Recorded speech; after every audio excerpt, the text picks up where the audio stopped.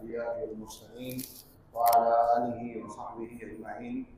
أشهد أن لا إله إلا الله وحده لا شريك له وأشهد أن محمدا عبده ورسوله أما بعد۔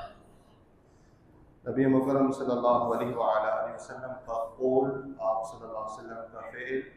یا آپ صلی اللہ علیہ وآلہ وسلم کے سامنے کوئی صحابی کوئی عمل کریں اور آپ اس عمل کے اوپر خاموش رہیں یا اس کی تعریف کریں، محدثین اور علماء کہتے ہیں کہ اسے حدیث رسول صلی اللہ علیہ وآلہ وسلم کہا جاتا ہے، اور دین صرف اسی چیز کا نام ہے جو رسول اللہ صلی اللہ علیہ وآلہ وسلم بتلا دیں اور سکھا دیں۔ ہم سب اس بات کے پابند ہیں کہ آپ صلی اللہ علیہ وسلم کے بتائے ہوئے طریقے کے مطابق ہی عمل کریں، نہ ہم اس سے کچھ کم کر سکتے ہیں اور نہ ہی ہم اس میں کچھ زیادتی کر سکتے ہیں۔ آپ صلی اللہ علیہ وآلہ وسلم نے بھی اور صحابہ کرام رضوان اللہ علیہم اجمعین نے بھی دین کے احکامات سکھلانے میں، جیسے کہ آپ صلی اللہ علیہ وسلم سے ثابت ہے کہ آپ نے ایک مرتبہ مسجد کے اندر آپ نے نماز پڑھی، لیکن آپ نے نماز ممبر کے اوپر پڑھی۔ آپ نے یقیناً ممبر کے اوپر قیام بھی کیا، آپ نے رکوع بھی کیا ہوگا، لیکن جب آپ صلی اللہ علیہ وسلم نے سجدہ کیا تو آپ نیچے اترے اور آپ نے سجدہ کیا، اور پھر اس کے بعد آپ صلی اللہ علیہ وآلہ وسلم نے یہ فرمایا کہ یہ میں نے اس لیے کیا کہ تاکہ تم یہ دیکھ لو کہ میں کیسے نماز پڑھتا ہوں۔ اور آپ صلی اللہ علیہ وآلہ وسلم کا یہ فرمانا کہ صلو کما رأیتمونی اصلی، کہ نماز اس طرح پڑھو، اس طرح قائم کرو جس طرح تم نے مجھے نماز پڑھتے ہوئے دیکھا ہے۔ اللہ کا احسان ہے کہ آپ صلی اللہ علیہ وآلہ وسلم کا بتایا ہوا طریقہ، چاہے وہ وضو کا ہو یا غسل کے متعلق ہو یا کوئی بھی معاملہ ہو، نماز یا زکوٰۃ یا حج، ہر چھوٹی یا ہر بڑی چیز آپ صلی اللہ علیہ وآلہ وسلم نے سب کچھ اس کے بارے میں تعلیم بھی فرمائی ہے اور اس کی تربیت بھی فرمائی ہے۔ صحابہ کرام نے اسے دیکھا بھی ہے، اسے نوٹ بھی کیا ہے اور اسے لکھا بھی ہے۔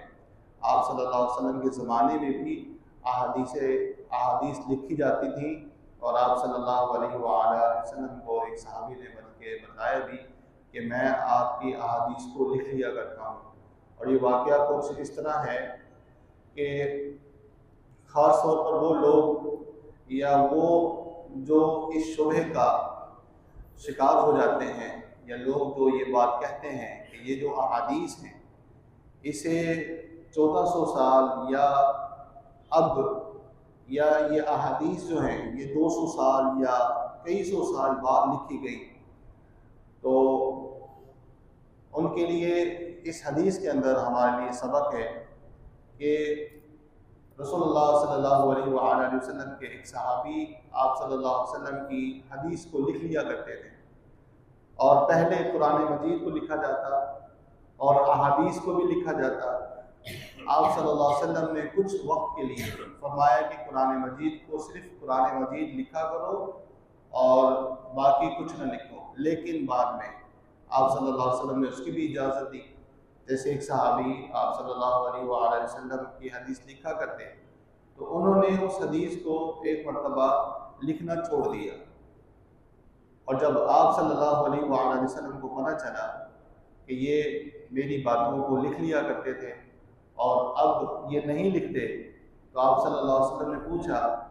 تو وہ صحابی کہنے لگے اللہ کے رسول صلی اللہ علیہ وآلہ وسلم میں آپ کی ہر بات کو لکھ لیا کرتا تھا، لیکن مجھے لوگوں نے منع کر دیا ہے، اور وہ یہ کہتے ہیں کہ آپ صلی اللہ علیہ وسلم کی ہر بات کو نہ لکھا کرو۔ کبھی ایسا بھی ہوتا ہے کہ آپ حالت غضب میں غصے میں ہوتے ہیں یا آپ ناراض ہوتے ہیں اور تم اس بات کو بھی لکھ لو، تو ایسا نہ کیا کرو۔ تو رسول اللہ صلی اللہ علیہ وآلہ وسلم نے پھر آپ نے یہ بات ارشاد فرمائی تھی کہ اکتب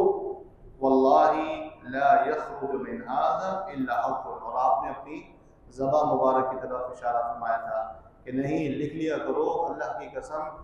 میری زبان سے حق کے سوا کچھ نہیں نکلتا۔ تو اس وقت سے لے کر بعد میں 500 سال 600 سال تک اور اس کے بعد بھی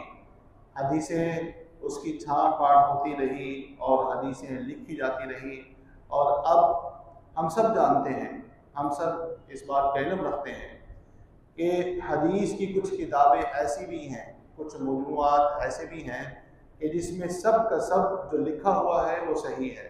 اور اس میں کوئی شک نہیں ہے کہ یہ اللہ کے رسول صلی اللہ علیہ وآلہ وسلم کی طرف نسبت اس کی صحیح نہیں۔ جیسے کہ امام بخاری نے کتاب لکھی، اور امام مسلم نے کتاب لکھی، اور بڑی مشہور کتابیں ہیں، ابو داؤد ہے، ترمذی ہے، نسائی ہے، ابن ماجہ ہے۔ امام احمد نے مسند کے نام سے احادیث کا مجموعہ لکھا۔ اللہ کا شکر ہے وہ علم جو اللہ کے رسول صلی اللہ علیہ وآلہ وسلم کے زمانے میں صحابہ کرام نے آپ سے سیکھا تھا وہ محفوظ ہے، اور ہم تک وہ پہنچ چکا ہے۔ آج بھی ہم یہ کہہ سکتے ہیں، اس بات کا دعویٰ کر سکتے ہیں، اور یہ بات ہم دلیل کے ساتھ کہہ سکتے ہیں، اگر کوئی شخص وضو کرے اللہ کے رسول صلی اللہ علیہ وآلہ وسلم کی حدیث کے مطابق، آپ کے قول کے مطابق، آپ کی سنت کے مطابق، تو وہ یہ کہہ سکتا ہے کہ میرا یہ وضو 100% اللہ کے رسول صلی اللہ علیہ وسلم کی حدیث کے مطابق ہے اور صحیح ہے، اگر صحیح حدیث کے مطابق وہ وضو کرتا ہے۔ اسی طرح اگر کوئی نماز پڑھتا ہے تو وہ بھی بغیر شک و شبے کے یہ کہہ سکتا ہے کہ میری جو نماز ہے وہ بالکل ویسی ہی نماز ہے جو محمد رسول اللہ صلی اللہ علیہ وآلہ وسلم کی نماز تھی۔ تو انشاءاللہ ہم رمضان مبارک کے ان ایام کے اندر کوشش کریں گے کہ جو وضو کے احکام ہیں، یا پھر جیسے کہ میں نے کل گزارش کی تھی کہ جو غلطیاں ہم سے ہو جاتی ہیں یا نہ جاننے کی صورت میں یا جلدی کی وجہ سے جو ہمیں نہیں کرنی چاہیے، اس کے متعلق اور نماز کے متعلق انشاءاللہ تفصیل سے اس کے بارے میں ہم انشاءاللہ سنیں گے، پڑھیں گے،